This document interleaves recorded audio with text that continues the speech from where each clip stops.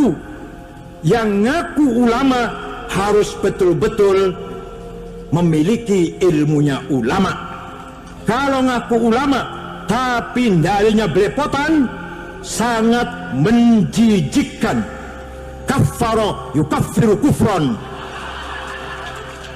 menjijikkan.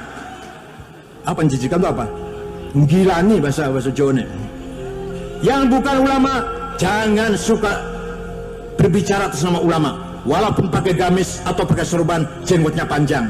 Kami tidak butuh jenggot, yang butuh adalah profesionalisme dan profesionalisme, proporsionalisme dan profesionalisme.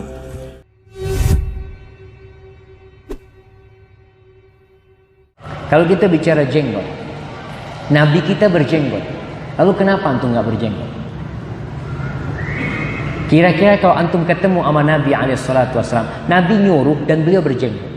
Abu Bakar berjenggot, Umar berjenggot. Ustaz, mereka kan orang Arab, subhanallah. Sebagian orang Arab itu nggak keluar jenggot.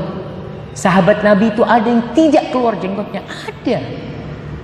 Makanya Nabi SAW dalam sabdanya itu mengatakan a'ful liha, biarkan jenggot, bukan tumbuhkan jenggot. Kalau perintahnya tumbuhkan jenggot, ya kasihan yang nggak tumbuh jenggotnya. Akhirnya harus pakai firdaus, pakai apa? Pakai minyak samin, pakai apa ini itu. Enggak, jadi perintahnya Nabi SAW bukan suruh tumbuhkan jenggot. Karena yang menumbuhkan jenggot itu adalah Allah Jalla Jalaluhu. Maka yang diperintahkan adalah membiarkan jenggot.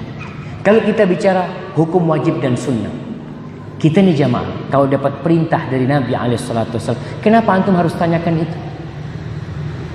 Apakah berat memang membiarkan jenggot itu antum keluar duit? Ustaz, anak kalau manjangkan jenggot ini, fulus anak tiap hari berkurang. Iya, kalau gitu potong jenggot. Kalau memang ternyata membiarkan jenggot ini pengaruhnya fulus bisa berkurang tiap hari, nggak ada. Maka kalau kita bicara tentang hukum jenggot, silahkan baca pendapat ulama-ulama terdahulu.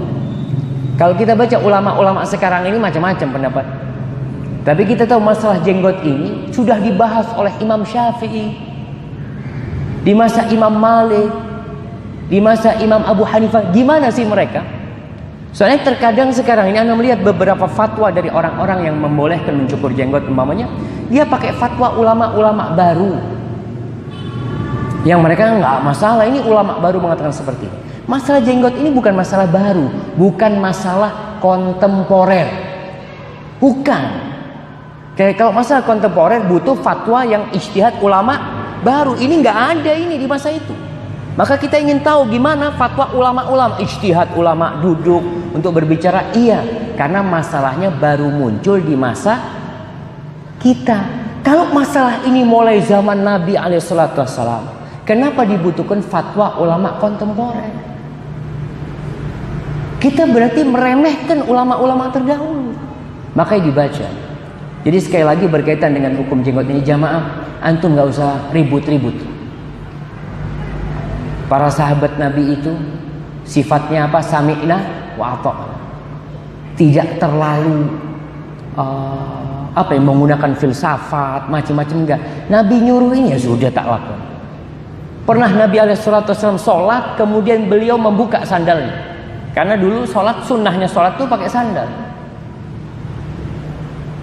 Tapi tentu nggak pakai karpet ya, pakai tanah. Pernah Nabi sholat SAW, kemudian beliau melempar sandalnya, membuka sandal. Semua sahabat membuka sandal. Mereka tidak ada pikiran kenapa dibuka ya, coba nanti anda mau tanya. Enggak, mereka ngelihat langsung dilepas.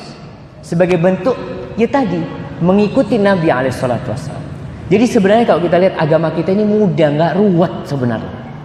Jadi kalau kita bicara hukum-hukum, kadang-kala mulai kita masuk ke hukum fikih, ada khilaf ini itu macam-macam. Tapi kalau kita dalam praktek agama ini, opo sing dilakoni Nabi, yang dikongkon Nabi tak lakoni sak mampuku. Karena memang Nabi mengatakan idza amartukum bi amrin fa'tu minhu mastata'tum. Kalau aku nyuruh kalian dengan satu perintah, lakonono sesuai kemampuanmu. Artinya sesuai kemampuan kita. Ya anak nggak mampu, ya sudah berarti nggak mampu. Tapi kalau antum mampu, lakonono. Jadi itu berkaitan dengan masalah sunnah sebenarnya jamaah.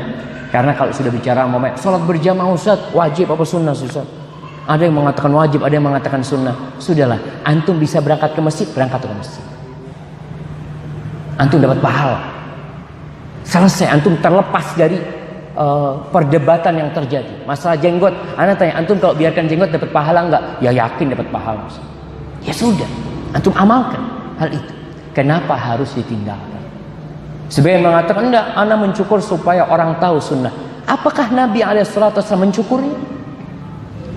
Untuk memberitahu kepada para sahabatnya, ini enggak wajib nih, ana punya anak cukur. Wallahi ini termasuk pemikiran yang nyeleneh jamaah. Nyeleneh banget. Memang ada amalan-amalan yang Nabi SAW meninggalkannya karena takut diwajibkan. Nabi meninggalkan. Seperti sholat tarawih. Nabi itu meninggalkan sholat tarawih berjamaah karena takut diwajibkan. Beliau sebagai peletak syariat. Tapi kita bukan peletak syariat jamaah. Maka untuk perkara-perkara seperti itu, nah lihat kita lebih baik ya fikihnya itu fikih perintah lah. Perintah lakonono, larangan tinggal, selesai sudah. Jadi kita tidak berdebat panjang, ribut, akhirnya saling menyalahkan, enggak.